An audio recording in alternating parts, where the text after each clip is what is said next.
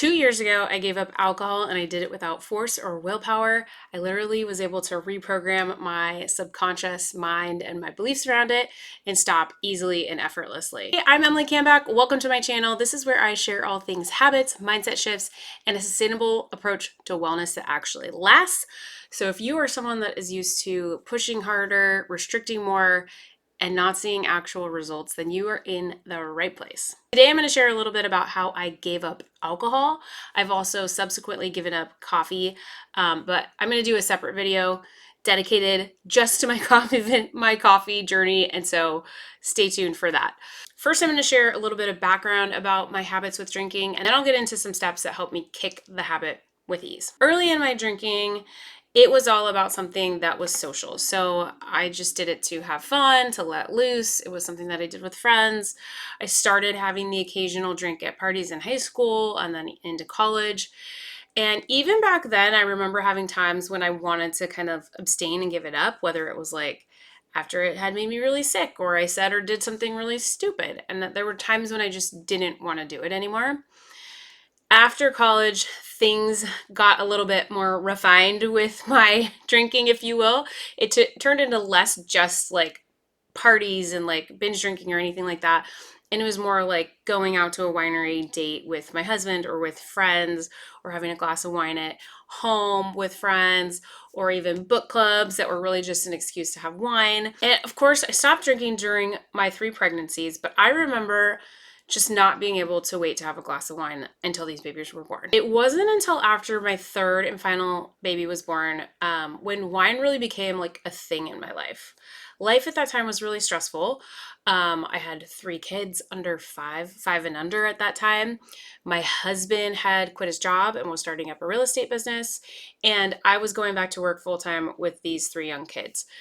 So I was stressed out and I turned to wine as my coping mechanism. Soon, a glass of wine was something that I looked forward to after a long day of work. It was something that I felt like I needed to help get me through bedtime routine. And then it felt like I needed another glass to wind down after the kids were finally asleep. It had changed from something that I did socially and with friends to something that I was doing by myself at home, and actually felt like I needed to have it. My 1 glass of wine turned into 2, turned into 3, and more. And I was waking up at night having to pee frequently. I would wake up in the morning and just feel like I had been hit by a train and was so groggy. I felt old, achy. I wasn't even 40 yet. I was probably like 35, but I felt like I was 60. There would be times when I would get a little bit worried about my drinking habit, and I'd declare like a time of abstaining. And so the most I went was probably 3 months without it.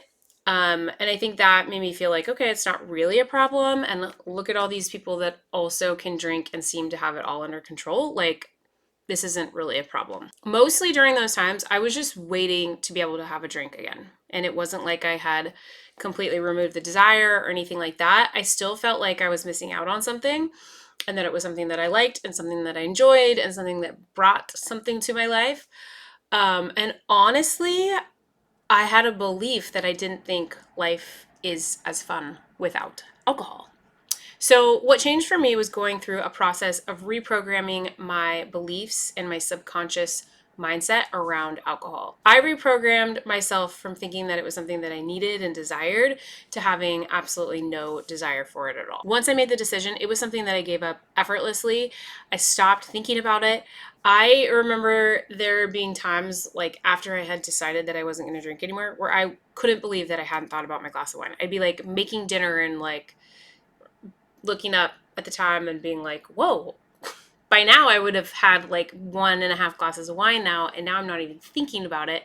It just became a non-thing in my life, which was really life-changing for me. I never put a label on it. I'm still not putting any kind of label on it. I'm not saying I'm sober.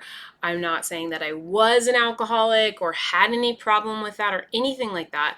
In fact, I do occasionally have a drink here and there with friends out, or at, friends invite us over for dinner and have wine. I've gone wine tasting a couple times. Like, I do it every once in a while, and most of the time I'm reminded why I don't do it regularly. It's been 2.5 years since I made that decision to stop, and it's literally been one of the best decisions I've ever made in my life. So I'm going to give you guys the process that I went through to reprogram my mindset and my beliefs around alcohol to make it easy to quit.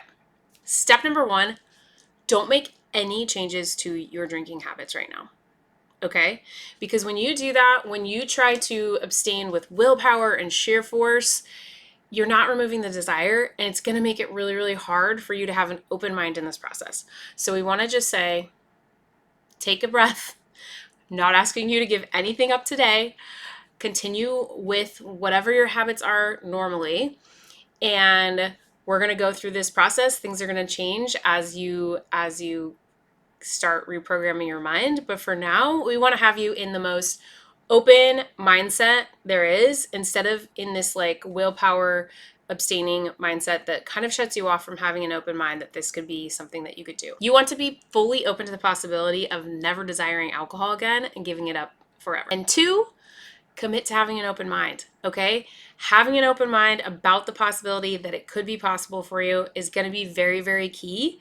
And with that, not just an open mind, but a very positive mindset that this is going to be the best thing for you, and it's super exciting, and there's going to be an amazing life for you on the other side of it. Okay, number 3 is to understand there are 2 forces at work when you have developed a habit like this. 1 is your physical dependence, and 2 is your psychological dependence. And when I first tell people that I gave up alcohol, a lot of times people ask me about the physical withdrawals and how that was. And honestly, I had pretty much no physical withdrawals. Nothing that I can remember right now, and probably in the moment they were very, very slight. And so I think we think that the physical part of it, the withdrawals, are going to be the hardest hurdle to overcome, but really it's the psychological dependence that we have and the mindset and the neural pathways that have been formed. And so that once we reprogram your mind, once we change those beliefs, the physical part of it is so small. It's like 90% mental and 1% physical. Alan Carr is an author that has written many books about overcoming certain habits and addictions, and he calls these 2 forces a little monster and a big monster. So the big monster is the mindset and the psychological dependence that you have on something, and the small monster is the physical dependence. And he says when you kill that big monster and you've reprogrammed your mind, that small monster, all you have to do is not feed it, and it just dies like very easily. And so that type of imagery is actually very helpful for our mind. We like to have pictures, we like to have things like that.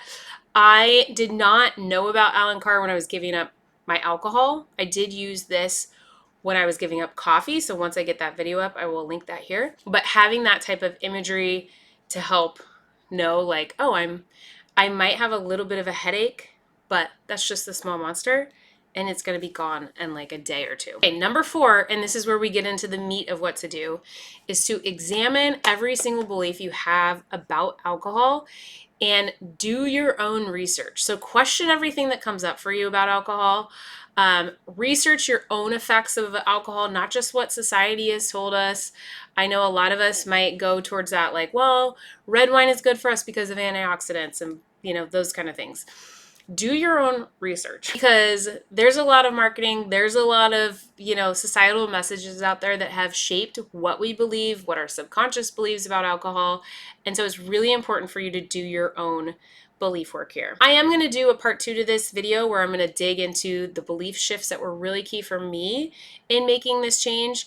So stay tuned for that. Again, I will post that. I'll link that here once I get that up. Number 5 is to make your decision not to drink. You need to do this with elation, with excitement, with the feeling of freedom. And this may take time. You may need to do a lot of research. It may take months to go through your beliefs and your research. It could take a week. Like, it could be really, really fast. But decide, once you have done enough of that, you feel sufficient, you feel like, gosh, I really don't want to have alcohol anymore. I think I'm done. You pick a day, you have your final glass of choice, and then decide you're done. The big monster will be done. You may have some of those smaller monster things, and that's all you have to do is not feed it, not give in, and it will die. Number 6, and the final one, once you've decided to stop, it is important to continue to look for things that confirm your decision. So once I stopped, there were many positive things that started happening. Like, I would make it through an entire night without peeing. That was really great. I started having energy and time to do my skincare routine at night, where before I would be so tired after all these glasses of wine, I would just collapse and sleep in a full face of makeup. The low hum of anxiety that I used to have dissipated. And I used to get really anxious around my kids' bedtime, and I would give them melatonin a lot of times just so they would go to sleep. And that went away once I stopped drinking alcohol every night. Okay, those are the steps that I took, and the same ones that I know are going to work for you if you put them to the test. Remember, going into this with openness, curiosity, and a positive mindset are going to be key to your success. So I truly believe that you can do this. I believe anybody can do this. I'm going to be linking 2 books below that I read while I was going through my journey to give up alcohol that could be very helpful for you. So I will put those below for resources if you want some more support. Drop me a comment below if you relate to anything that I said in here and if it was helpful. I would love to hear from you. I'd love to hear your success stories. And also stay tuned to where I dig into part 2 about those key belief shifts that helped me make this change.